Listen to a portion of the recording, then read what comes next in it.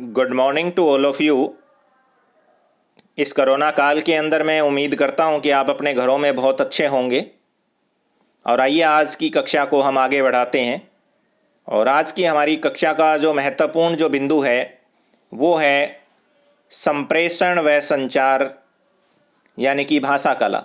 यानी कि अब तक हमने आदि मानव, उसके प्रकार, उसके विकास के बारे में, उसके औजारों के बारे में, चूल्हे के नियंत्रित उपयोग के बारे में, किस प्रकार जो है वो भोजन को इकट्ठा करता था उसके बारे में, इन सभी के बारे में हमने यहाँ पर विस्तार पूर्वक जाना। उसके बाद आज हम आगे बढ़ रहे हैं कि मानव ने सबसे पहले जो है किस प्रकार जो है अपने संदेश को एक स्थान से दूसरे स्थान के ऊपर पहुँचाया होगा। किस प्रकार जो है मानव जो है अपने जो संदेश या अपने जो संकेत होते थे या अपनी जो भी बात होती थी वो दूसरे तक किस प्रकार पहुंचाता था, उसके बारे में हम यहाँ पर जानेंगे। लेकिन उसको जानने से पहले एक महत्वपूर्ण यहाँ पर प्रश्न हमारा है। बहुत बार ये प्रश्न पूछा जाता है कि सिले हुए कपड़े के साक्ष्य सबसे प्राचीन काल में हमें कहाँ मिले। तो 21,000 वर्ष पहले, आज से 21,000 वर्ष पहले हमें जो है सिले हुए कपड़ों के साक्ष्य मिले थे। और हमें ये पता लगा कि आदि मानव ने कपड़ों को जो है पहनना क्या कर दिया होगा, शुरू। क्योंकि शुरुआत का जो आदि मानव था वो क्या करता था, पेड़ों की जो छाल होती थी उसी को पहनता था। किसकी छाल को पहनता था? पेड़ों की जो छाल होती थी उसी से अपने तन को ढकता था। लेकिन 21,000 वर्ष पहले हमें यह साक्ष्य मिला है कि मानव ने जो है कपड़े पहनने क्या कर दिए थे, शुरू कर दिए थे। अब हम बढ़ रहे हैं संप्रेषण व संचार और भाषा की जो कला है। तो सबसे पहली जो कला, बहुत बार ये प्रश्न पूछा जाता है कि मानव के अंदर भाषा का विकास किस प्रकार हुआ। तो भाषा का विकास का सबसे पहला जो कारक है वो था अंग विक्षेप। अंग विक्षेप का मतलब होता है अपने जो शरीर के जो अंग होते हैं उनके हाव भाव से जो है बताना।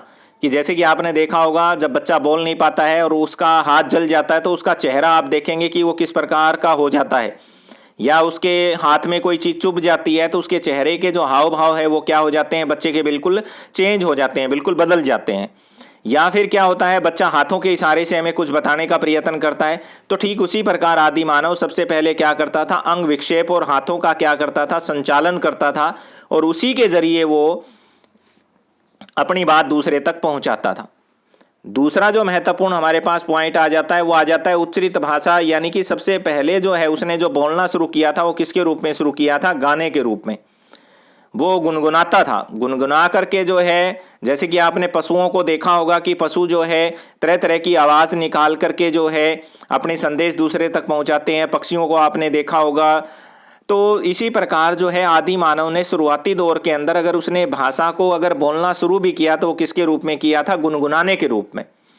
और अंत में जो है मानव के अंदर जो है वाणी का क्या आ गया, प्रारंभ हुआ। तो जिस प्रकार आपने देखा होगा कि वानर है वो दूसरे वानरों को जो है इकट्ठा कर लेते हैं, शोर मचाते हैं। तो हम ये मानते हैं कि जो वाणी का जो सबसे पहले जो प्रारंभ है, बोलने की जो कला है, सबसे पहले जो है वो मानव के अंदर कहाँ से आई होगी, वानरों में। सबसे पहले जो है ये किसके अंदर अस्तित्व में आई थी, वानरों में अस्तित्व में के अंदर आई थी। उसके बाद हम बात करते हैं भाषा का, कि जो भाषा है उसका उदय। तो भाषा के उदय का जो काल माना जाता है वो आज से 20 लाख वर्ष पूर्व माना जाता है। कि आज के समय से 20 लाख वर्ष पूर्व जो है विकास हुआ था भाषा का। और सबसे पहले बोलने वाला जो आदि मानव था वो कौन था, होमो हिबिलिस। कई बार ये पूछ भी लिया जाता है कि सबसे पहले किस आदि मानव के अंदर भाषा का उदय हुआ। तो किस में हुआ था, होमो हिबिलिस में। और इसको औजार बनाने वाला मानव भी कहा जाता है। उसके बाद जो है स्वर तंत्र, जो वास्तविक जो स्वर है जो हम बोल रहे हैं आज के टाइम में, जिसे हम वोकल कॉर्ड बोलते हैं, इसका जो उदय है वो आधुनिक मानव में हुआ। किसमें हुआ, स्वर तंत्री का विकास आधुनिक मानव में हुआ। और वो भी कब हुआ, 2 लाख वर्ष पहले। यानी कि आज से 2 लाख साल पहले जो है आधुनिक जो हमारा मानव है, होमोसेपियस का जो मानव है हमारा आता है, होमो की श्रेणी का जो हमारा मानव आता है, उसके अंदर आज से 2 लाख वर्ष पहले जो है स्वर तंत्र का जो है निर्माण हो गया था, जिससे वो बोल सकता है। क्योंकि पशु जो है आवाज तो निकाल सकते हैं। हम यहां पर बात कर रहे थे पहले कि किस प्रकार जो अंग विक्षेप किया जाता है, किस प्रकार जो है आवाज निकाली जाती है। आवाज तो जो है पशु भी निकालते हैं, लेकिन वो बोल नहीं पाते हैं। क्यों? क्योंकि उनके अंदर स्वर तंत्र का विकास नहीं होता। तो मानव को जो है स्वर तंत्र का विकास जो उसके गले में हुआ, उसने भी जो है पशुओं से उसे क्या कर दिया, अलग कर दिया। 2 महत्वपूर्ण चीजें हमारे पास कि एक तो मानव सोच सकता है, दूसरा जो है वो आवाज निकाल सकता है, शब्दों का उच्चारण कर सकता है, जबकि पशु जो है वो शब्दों का उच्चारण नहीं कर सकते। उसके बाद नेक्स्ट जो हमारे पास जो प्रश्न आ जाता है, बहुत बार ये इंपॉर्टेंट है कि भाषा व कला का समुचित जो विकास है वो मानव के अंदर कब हुआ है? आज से 40,000 से लेकर के 35,000 वर्ष पूर्व। आज से 40,000 से लेकर के 35,000 वर्ष पूर्व जो है मानव के अंदर आज की भाषा का विकास और कला का विकास होना क्या हो गया था? शुरू हो गया था। इंपॉर्टेंट प्रश्न है, बहुत बार पूछा जाता है ये। अब हम इन कला के बारे में कैसे जानते हैं? तो 30,000 वर्ष पहले की जो कला थी वो हमें कहां मिली है? फ्रांस की जो गुफा है, ये बहुत बार प्रश्न पूछा जाता है। फ्रांस की गुफा है लेस्कोक्स, जिसे सोवे की गुफा भी बोला जाता है। इसके अंदर जो है चित्र मिले हैं। किसके चित्र मिले हैं? ये नीचे हमने बताए हैं। घोड़ों के मिले हैं, हिरणों के, गैंडों के, शेरों के, भालुओं के। और ऐसे ही जो है स्पेन की एक गुफा है अल्टामिरा, उसके अंदर भी गुफा के अंदर चित्र मिले हैं। तो ये सारे के सारे जो चित्र अल्टामिरा की गुफा में हमें मिल रहे हैं 12,000 वर्ष पहले तक के, उसमें ये सारे के सारे जीव जंतु हैं, तेंदुए हैं, उल्लू है, साकिन है, लकड़बग्गे हैं। तो ये दोनों बड़े इंपॉर्टेंट पर्सन है हमारे पास कि फ्रांस की किस गुफा से जो है हमें कला के अवशेष मिले हैं? तो लेस्कोक्स। और स्पेन की किस गुफा से हमें मिले हैं? अल्टामिरा की गुफा से। और उनके अंदर इन महत्वपूर्ण जो है पशुओं के चित्र हमें देखने को मिलते हैं। उसके बाद में हमारा एक बहुत ही महत्वपूर्ण यहां पर प्रश्न आ रहा है। बहुत बार यह प्रश्न पूछा जाता है एग्जाम के अंदर, और एग्जाम में बहुत बार पूछ लिया जाता है कि आदिमानव के इतिहास को, जो इतना इतिहास मैं आपको अभी बता रहा हूं या मैंने कहीं से भी अगर पढ़ा है, तो ये कहां से आया? हमने ये कैसे कहा कि मानव का उदय 360 लाख वर्ष पहले हुआ, 240 लाख वर्ष पूर्व तक प्राइमेट रहे? तो हम कैसे बता रहे हैं? सिले हुए कपड़े के साक्ष्य हमें 21,000 वर्ष पहले मिले। मानव ने जो है पहले पेड़ों पे रहना शुरू किया, उसके बाद गुफाओं में, और उसके बाद खुले में रहना शुरू किया। तो ये सारी चीजें हमें मिल कहां से रही है? तो सबसे पहला हमारा अध्ययन का जो कारक है वो है खोपड़ी, यानी कि हड्डियां। कि जो मानव के अवशेष मिले हैं, जो उसकी हड्डियां मिली हैं, उन हड्डियों को हमने पहले भी मैंने आपको बताया था कि एक विधि आती है C14, कार्बन समस्थानिक होता है C14। इसके जरिए हम हड्डी जो है कितने वर्ष पुरानी है उसका पता लगाते हैं। कार्बन का समस्थानिक है क्योंकि मानव की जो हड्डियां हैं उसके अंदर से कार्बन का अक्षय होता है। तो उस अक्षय के वर्ष के आधार पर हम ये पता लगाते हैं कि ये जो हड्डी है ये कितने वर्ष पुरानी होगी। और उन्हीं हड्डियों के अंदर जो दूसरी हड्डियां मिली है, मानव की जो खोपड़ियां मिली हैं, उनके आकार में फर्क है। किसी का आकार बड़ा है, किसी का छोटा है, किसी का जबड़ा छोटा है, किसी का जबड़ा बड़ा है, किसी के दांत अंदर की ओर धंसे हुए हैं, किसी के दांत बाहर की ओर निकले हुए हैं। तो अलग अलग खोपड़ियां के आधार पर हम आदि मानव को जो है अलग अलग वर्गों के अंदर बांटते हैं। दूसरी जो महत्वपूर्ण बात आई है वो हमारे पास है गुफा चित्र। अभी हम बात कर रहे थे कि जब लेखन की कला का विकास नहीं था तो मानव जो है अपने ज्ञान को दूसरे व्यक्ति में कैसे संप्रेषित करता था? तो उसका माध्यम था चित्र। और ये चित्र कहाँ बनाए जाते थे? गुफाओं में। कि हम ऐसे शिकार करते हैं, हमें इस प्रकार जो है शिकार करने के लिए घात लगानी चाहिए, इस प्रकार हमें हमारे जो है यंत्र बनाने चाहिए, औजार बनाने चाहिए। तो उन सभी को चित्रों के माध्यम से क्या कर दिया जाता था? एक पीढ़ी से दूसरी पीढ़ी में हस्तांतरित किया जाता था। और वो जो चित्र है वो गुफाओं की जो दीवारें होती थी उनके ऊपर लगा दिए जाते थे। उसके बाद में नंबर 3, मानव के द्वारा जो औजार इस्तेमाल किए गए हैं। तीसरा जो महत्वपूर्ण हमारे पास जो कारक आ जाता है वो मानव के द्वारा इस्तेमाल किए गए क्या है? औजार। जो औजार हमें मानव के द्वारा मिले हैं, प्राचीन काल के जो औजार हैं, धीरे धीरे समय के साथ उन औजारों के अंदर बदलाव आया।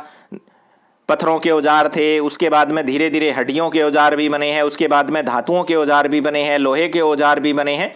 तो इन औजारों के आधार पर भी हम मानव का क्या कर लेते हैं? वर्गीकरण कर पाते हैं, आदि मानव के इतिहास को जान पाते हैं। और सबसे अंतिम जो हमारे पास आ जाता है भगवान द्वारा निर्मित।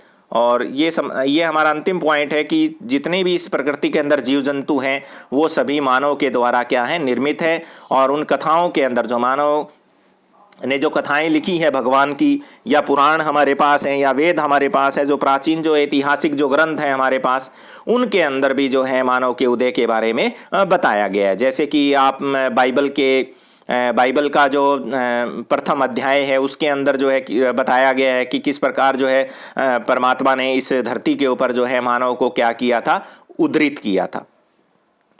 उसके बाद में नेक्स्ट हमारे पास जो पॉइंट आता है वो आता है, अफ्रीका के अंदर एक शिकारी समूह था।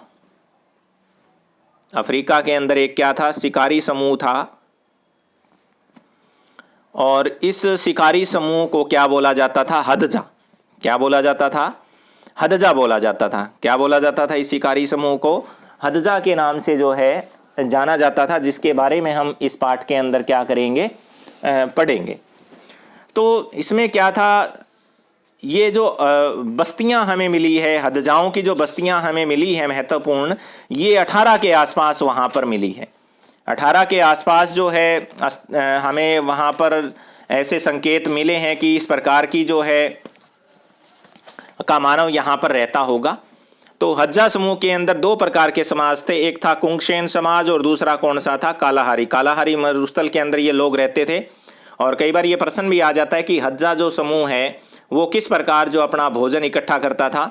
तो उसके यहाँ पर प्रकार दिए गए आपको। नंबर 1, पहले तो वो क्या करते थे, लोग शिकार करते थे। क्या करते थे, शिकार करते थे। दूसरी बात क्या होती थी, पेड़ पौधों से उनको जो फल या कंदमूल जो मिल जाता था उसको इकट्ठा करते थे। तीसरी जो महत्वपूर्ण बात थी, उनकी जो वन होते थे उन वनों के अंदर जो शहद होता था, जो सुंडियां होती थी पेड़ों के ऊपर, उनको इकट्ठा करते थे। चौथी इनकी जो महत्वपूर्ण बात थी, ये जो लोग हैं इनके जो शिविर है वो पेड़ों के ऊपर या चट्टानों पर होते, यानी कि ये लोग पेड़ों के ऊपर रहते थे। और पांचवी जो महत्वपूर्ण बात आती है, वहां पर जो जमीन थी उस जमीन के ऊपर किसी भी व्यक्ति का क्या नहीं था, अधिकार नहीं था। कोई भी व्यक्ति वहां पर रहने वाला ये नहीं कहता था कि ये जमीन मेरी है। तो वहां की जो जमीन थी वो साझी थी। हज्जा जो समूह था जो हमें अफ्रीका के अंदर मिला है, जिसे हम शिकारी जो है संग्राहक कहते हैं। शिकारी संग्राहक हम इसको क्यों कहते हैं, संग्राहक का मतलब इकट्ठा करना। शिकार करके मांस को इकट्ठा करता था, कंदमूल जो होते थे पेड़ों के ऊपर लगने वाले जो फल होते थे उनको इकट्ठा कर लेता था, शहद और सुंडियाँ होती थी उनको इकट्ठा कर लेता था। और ये व्यक्ति जो है पेड़ों के ऊपर रहता था और बाद के अंदर जो इन्होंने चट्टानों के अंदर जो है गुफा जो थी उन पे रहना शुरू कर दिया था। और ये लोग जिस जमीन के ऊपर रहते थे उनके ऊपर अपना कोई भी हक नहीं जताते थे। बहुत महत्वपूर्ण जो है पॉइंट है ये इनका, कि ये लोग जो है किसी प्रकार का भी जो है नहीं कहते थे कि ये ज़मीन जो है हमारी है, इस ज़मीन के ऊपर हमारा अधिकार है, कोई भी व्यक्ति जो है इस ज़मीन को नहीं ले सकता है। इसके बाद में आगे का जो हमारे पाठ के जो अंश है उसे हम हमारी आगे की कक्षा में अध्ययन करेंगे। Thank you.